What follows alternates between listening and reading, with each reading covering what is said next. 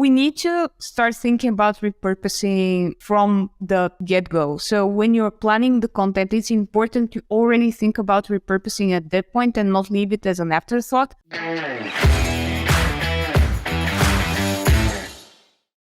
Welcome to Marketers Talking Marketing, the podcast where marketers come together to talk marketing.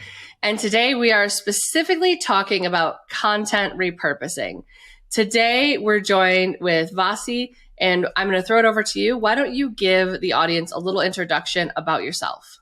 Sure thing. Well, first off, Jess, thanks for having me on the show. And to everyone listening or watching this, I'm happy you're here, and I hope I'll give you a ton of valuable information today. That's my main goal. So I'm Vasi. I've been doing marketing for a little bit more than 15 years now. And I've been focusing on content marketing and brand messaging specifically over the past few years when I've been working as a freelancer with different brands, mainly in B2B and B2B services specifically. So I've been seeing all sorts of different companies trying to, showcase their expertise and build up trust in their brand with the methods of content marketing. So that's mainly my bread and butter and what I'm most passionate about. Awesome. I think repurposing is such a secret sauce because you're getting so much more bang from your marketing dollar. You're getting so much more use of the content you're producing, especially on the B2B side where you may need internal resources. You may need engineering staff or your founders to help you in that content production with it. So really excited. I know you have a great blog post on 6 things you can do to repurpose content. And that's what we're going to talk through today. The post will be linked in our show notes also afterwards if you want to go read the full thing. But let's just dive into it. Where does someone start with content repurposing? Yeah, let's dive in. So as you said, frankly, repurposing is one of the things that makes the difference when it comes to the ROI, or rather the return on your effort when it comes to content production, because you can create something beautiful, something amazing, a high quality long form article, or a long form video, or even a podcast series like you're doing now. And there's so much value in that, but this means very little in today's world where you need to be present on all sorts of different channels, and you need to constantly be reminding the audience about what you have to say and what you have to bring as valuable content to them. And content repurposing helps with that because it allows you to create more content assets from a single initial source. So that's the basis of repurposing. So if you guys watching or listening to us today, you may have heard about content atomization as well, or even sometimes distribution and repurposing are sort of jumbled in the same category. This all has to do with reusing, recycling, reformatting your content and making it work harder to bring you the results you want to achieve. And over the years, I've been looking at different ways to repurpose content, and I try to conceptualize it for my clients in a streamlined structure. And that's why I say there are 6 content repurposing methods. So this includes, I'm just going to run through them real quick first, and then we can dive into each one. It's about changing different elements of your content. So you can change the format, change the channel, change the media or the publication, change the scope, change the audience, and change the authors of the content.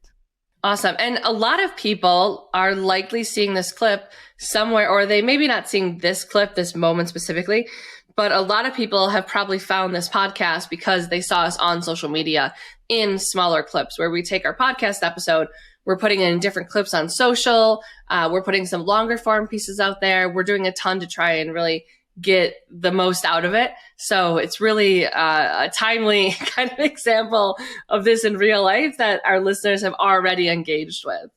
Yeah, that's a great example. And I can actually start here and, weave this into our conversation here. So basically what you just mentioned, taking pieces out of a podcast and sharing them on social media, that's an example of a couple of those repurposing methods working together in concert. So this means that you're changing the scope. So you're taking one long form piece of content, which is the full podcast episode, and using a smaller part of it. And then you're also changing the format in the sense that it's not anymore a long form video. It's maybe like a story format or a reel on Instagram or something like that. So these are already two of the methods that I'm talking about here. So when it comes to the format, it's usually changing, a single piece of content in its entirety.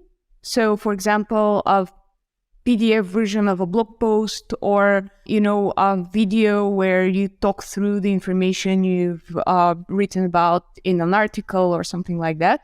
But changing the scope also means that you're either using a long form piece of content and taking smaller bits out of it to use as standalone pieces, or it can work the other way around. You can take a few separate articles, say a series, and then combine this information into a single piece, say an ebook or something like that.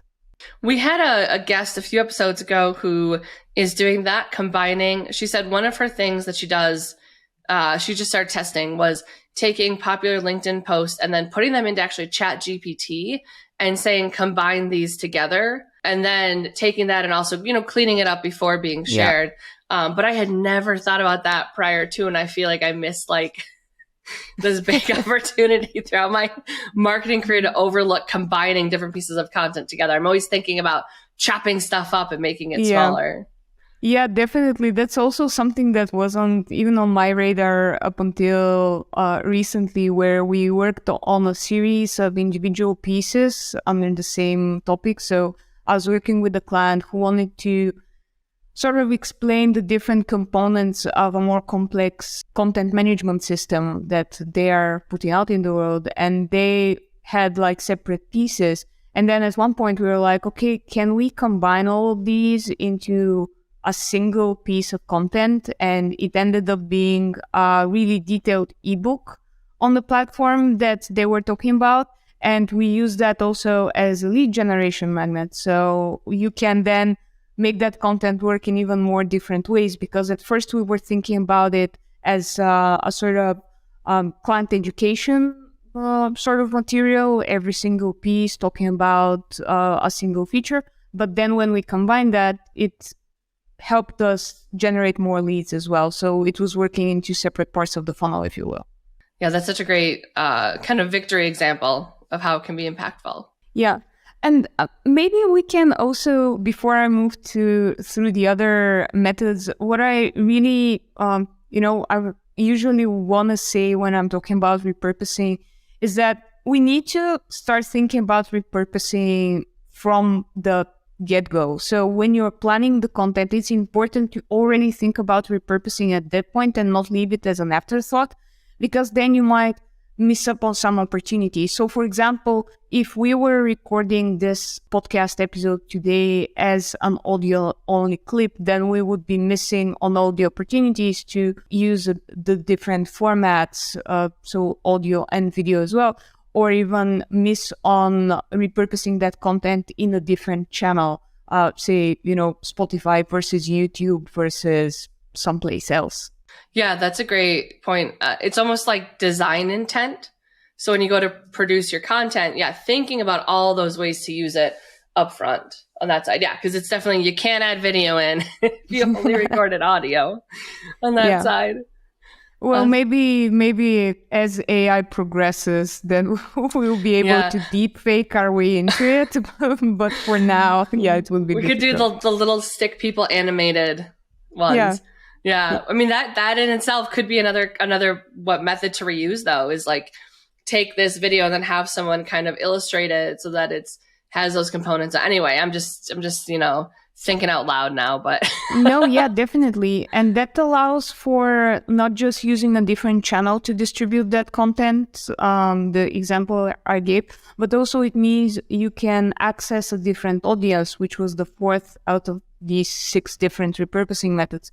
Because, for example, even if we're looking at, again, what we're doing today here, we're recording this as part of your podcast series, but then I'm gonna promote that to my own audience who's reading, let's say, my newsletter.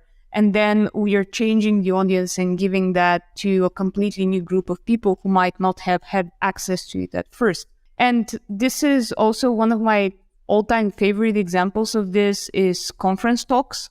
So as long as you have a recording of that session and you have that initial talk designed to work for a live audience at the event itself, then if you've recorded it, it's easy enough to post it on YouTube then without doing any other changes to the content itself, just promoting it to a different audience that wasn't at the live event, but that can now watch that same content and gain value out of it. That is the number one way that I get engineers to do webinars. Is I find often when selling to a developer audience, we want technical leaders to really be the ones speaking that marketing. And so come and say, hey, can you do this webinar? And so I was, I don't have time. They'll lift like, hey, that talk that you just gave at Velocity? Can you just do that talk on a webinar? Like same talk, same slides, don't change anything. And then often they'll be like, okay, yeah, like that's not a lift. I could do that. And then it gets taking that content and also doing it in a different, it's like changing that format because they're doing it on slides usually in like a smaller, more personal environment to repurpose and then also get to a different audience too. So pro tip, feel free to steal that idea if anyone's listening and could use it. Definitely. And it also works with any type of subject matter experts who are usually very, very busy people and hard to catch for content marketing purposes. So one of the other repurposing methods that I also, try to incorporate into content plans with clients I work with is changing the media or the publication or even the creator, if you will. So as you said at the beginning, this idea about the 6 content repurposing methods, it's already outlined on my blog. But now I'm presenting that same information, that same content nugget, if you will, in a new publication or a new media, which is your podcast. So this is another example of repurposing. So if you have a great detailed piece of content and then you go and pitch a guest post to another blog who might be interested in that topic and you sort of rework that information in a way that works for their audience, then it's a win-win because you're still relying on that same initial piece that you created and that you put effort in, but you're expanding its reach and you're expanding the value that it brings to different types of audiences. And for the other content creator, again, it's a win because they're getting detailed, interesting, high-quality content presented to their guys without, doing a ton of work to do the research and do the initial planning and do everything that comes up front before you actually, conceptualize the topic and create a content piece based on that. Yeah, I absolutely love that approach to it. And that is very much what we're doing here. We're creating a platform where people can come and share what they've done and their experiences and trying to create that avenue for people to get broader reach with what they're doing. So it's very much aligned with how we see it on the podcast too. Yeah, definitely. And then what we can do after this discussion today that we have here on the podcast is related to the 6th and final repurposing method, which is changing the authors. And that's a bit more of a 2-step approach, and it's a bit more complex, but let me get through it first and then we can discuss a bit more. So I've been thinking about this content repurposing structure for a while now, and I've been talking with different experts who have sort of left their mark on what I've initially created, because some of the names of these methods changed over time. Some of the examples here changed because I saw that people were either not completely getting it or getting a different feel from what I wanted to say and what I wanted to convey. So this has been sort of a work in progress. So changing your content based on the feedback means you're essentially letting other people co-create that content with you. And one of the examples I can give that's sort of more, more tangible and more specific would be, say I take this idea of the different repurposing methods and create a LinkedIn poll and ask marketers which of these methods do they regularly use for their own content marketing. Then when I get all this information in, I can go back to the blog post and say, hey, after running this discussion with 50 plus content marketers, here are my main findings. And then I'm, on the one hand side, strengthening the initial piece of content, but I'm also getting new eyeballs on it because the people who are gonna participate in that poll or that survey, they're probably gonna share that information with their audience as well. So I'm getting more eyeballs on the initial content because of this sort of second wave of distribution, if you will. And by adding more people to contribute to the content, this makes the content itself more valuable, but it also helps me reach new people. It feels like such a straightforward, easy thing to do, but something that a lot of people might not be thinking about doing with that. So, yeah, definitely. So you talked about when people, one thing to keep in mind is when you start to create content, to think about all the ways you're going to repurpose it. So when you're creating content up front, you're making it so that it is repurposable. Are there other tips for people to get started in content repurposing? I think that there's sort of a mindset shift that needs to happen to unlock all of this potential that comes from repurposing because, and I'm talking from personal experience. I'm not saying like everyone else does that and I've never done that. No, that's definitely not it. We as creators of sorts, we're always looking for the next thing. And taking a step back and actually spending some time with this new, labor of love that's your latest content piece and making sure that you get the most out of it, both in terms of different content assets, in terms of eyeballs and value for your business and value for the audience itself, that requires some training. So something I've been playing around it, and it's more about distribution than repurposing, but I'm just going to use it as an example.